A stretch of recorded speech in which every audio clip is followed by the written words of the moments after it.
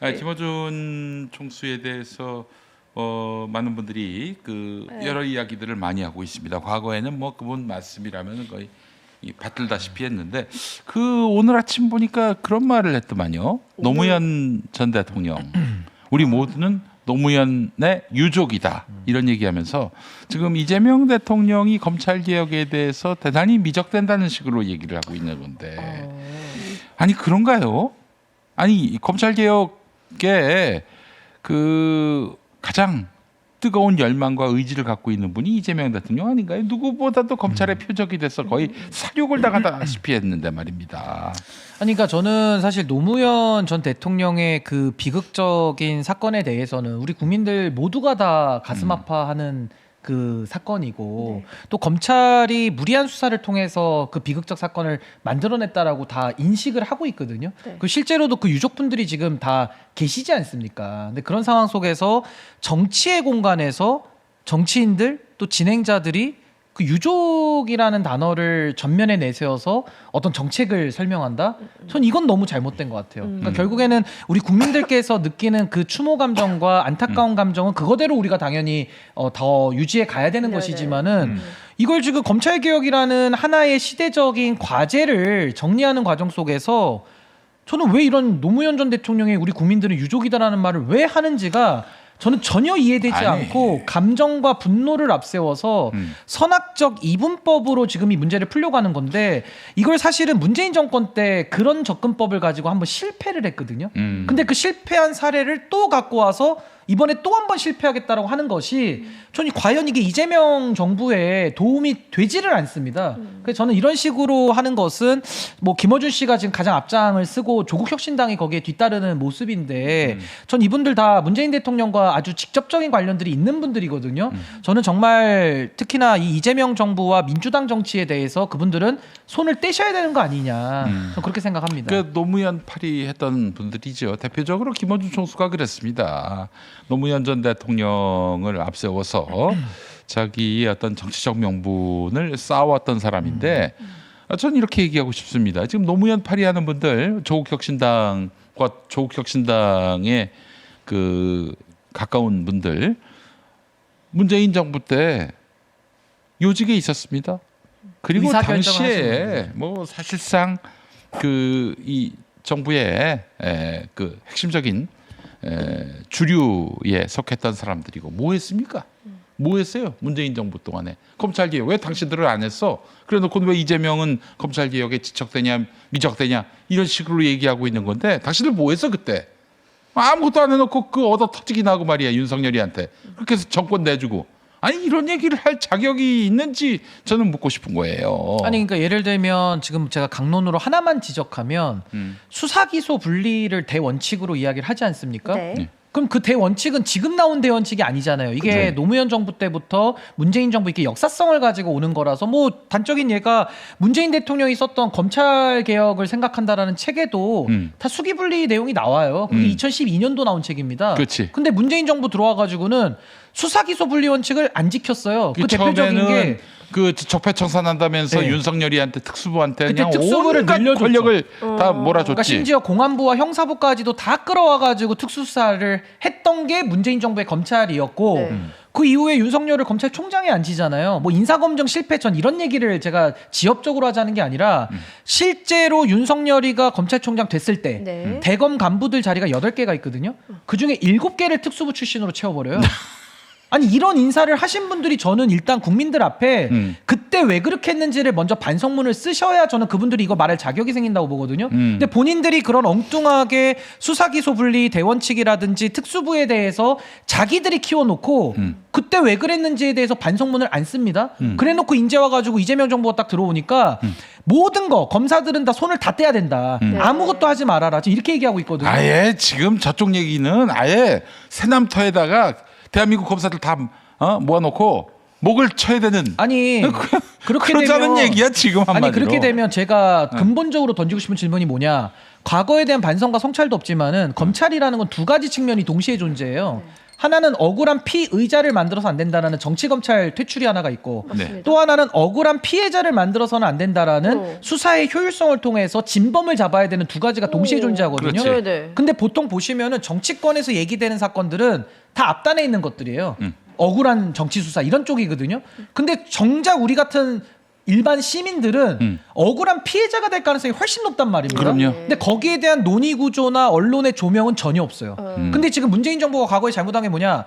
특수부는 늘려놓고 형사부를 축소시켜서 어떻게 했느냐? 경찰대 기득권들한테 논아먹기를 했거든요. 그래서 네. 1차 종결권을 경찰이 가져가 버린 겁니다.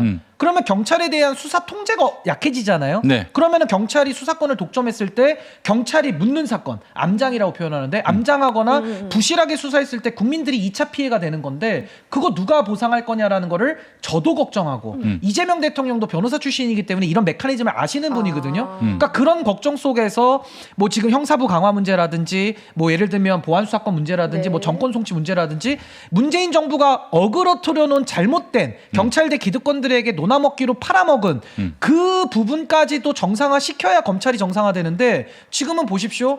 검찰에다가 수사권의 시온만 얘기를 해도 무조건 적폐로 몰아버려요.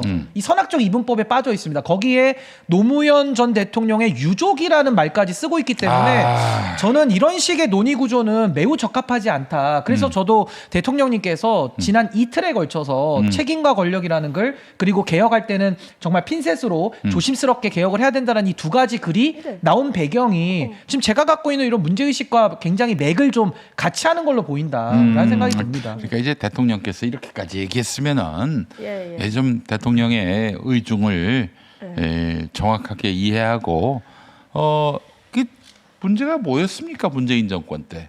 아니 제도의 문제가 아니잖아요. 그냥 제도 운용의 만들었어. 문제죠, 운용의 제도 문제. 만들었지만은 그 제도는 다 그냥 어디로 사라지고 그 깡패들만 남아가지고 아니 깡패들이 법이 뭐가 중요합니까? 내 힘 자랑하는 게 제일 중요하지. 아니 그래서 하는 얘기입니다. 아니 근데 문재인 대통령이 마지막에 뭐라 그랬습니까? 윤석열이 사고 다쳤을 때 네. 2021년 제가 1월로 기억합니다. 그때 뭐 신년 문재인 대통령이 기자회견 때. 신년 기자회견 때 이러셨어요. 네. 문재인 정부의 검찰총장은 윤석열이라고 아예 권위를 부여했고 그 다음에 바로 3월달에 법원에서 행정소송을 통해서 윤석열이 복권이 되면서 네. 사실상 이제 당적을 바꿔서 국민의힘에 오는 거거든요. 예. 그러면 그 마지막 순간까지도 문재인 대통령은 특수부를 강화해줬고 특수부 인사를 깔아준 그 윤석열의 만행에 대해서 면죄부를 주고 정당화를 시켜줬잖아요. 또 저는 그 무렵에 추미애 법무부 장관의 사표를 받았어요. 그래서 사표 저는 내라고 해서. 거기에 대한 충분한 반성과 해명이 선행이 돼야 이분들이 저는 이 검찰 개혁을 말할 자격을 획득한다고 보는 것이고 또 하나는 지금 보십시오. 이재명 대통령은 무한 책임을 지거든요. 그러니까 권한과 책임이 비례해야 되는데 네. 지금 보세요. 김용민 의원이나 뭐 추미애 위원장 이런 분들은 특히나 추미애 위원장 경기지사 나간다는 거 아닙니까? 그러면 추미애 위원장이 지금 강경 노선을 얘기하고 있는데 무책임한 얘기를 하고 있는데 만약에 잘못돼요. 문재인 정부 때처럼 또 잘못합니다. 그럼 그때 추미애 위원장이 무슨 책임을 집니까?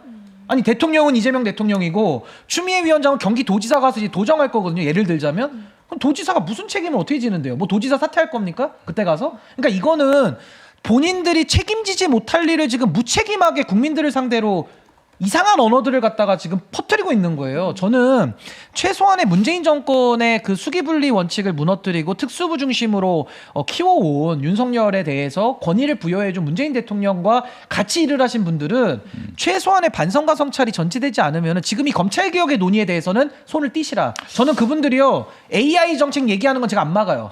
그건 괜찮아요. 뭐 AI 얘기하세요. 박은정 의원이나 저기 뭐 최강욱 변호사 이런 사람들도 아니 다른 얘기 하시라 이거예요. 뭐 산업 정책 얘기하든지 뭐 용인 반도체 얘기하는 건 제가 괜찮아. 그거 못 막아요. 근데 검찰 개혁은 자기들이 결정하고 자기들이 망가뜨려 놓은 상황 속에서 반성과 성찰 없이 더 문재인 어게인식으로 하자? 이거 국민들이 어떻게 받아들여야 됩니까? 예, 검찰 통제를 못 하니까 검사를 다 죽이자. 이게 문재인의 사람들이 하는 얘기예요. 그러나 이재명은 검찰 통제 가능합니다. 검사들을 착하게 잘 길들일 수 있어요.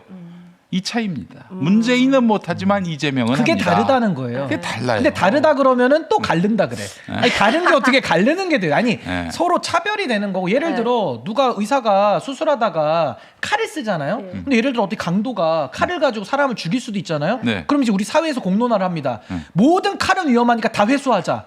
그럼 의사도 칼 못 쓰는 거예요 그러면. 그럼 도대체 수술은 누가 하고 뭐 요리는 누가 합니까? 그러니까 이게 너무 저차원적인 거라서 제가 그 얘기도 했어요. 아니 내란을 충암고에서 선배들이 일으켰는데 네. 그럼 충암고등학교는 문을 닫아야 되는 겁니까? 내지는 조국혁신당에서 성비위 사건이 나왔는데 그걸 성비위당이라고 얘기해가지고 문 닫으라고 할 수 있어요?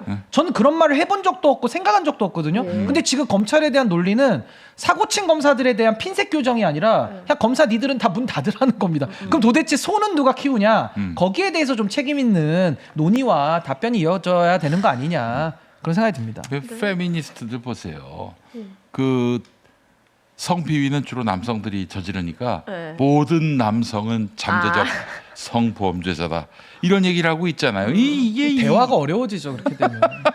아니 검찰 개혁도 똑같아요. 이게 어려운 게 아니잖아요. 검사들의 문제 있는 부분은 확실히 도려내고 네. 그리고 더 잘해왔던 부분들은 더 잘하게 만들어서 국민을 위해서 세금 아깝지 않게 일하는 검찰을 만드는 게 가장 검찰 개혁 핵심 아닙니까? 그 정치적 중립이라는 거는 너무 당연하기 때문에 제가 일부러 안 넣었는데 그 검찰 정상화에 대해서는 아이디어를 안 내고 오로지 묻지마 검찰의 체만을 얘기하고 있으면 그런 세력이 어떻게 수권 세력이 되고 어떻게 국가를 경영합니까? 저는 그건 굉장히 저는 교조적이고 아주 극단화된 저는 생각이다. 전 낡았다고 봅니다. 그런 생각들을. 진짜 끼어들 틈이 없네. 아니, 그만큼 중요해서 그래요. 아, 그렇죠. 그만큼 중요해서 그렇습니다. 네, 제가. 그렇습니다.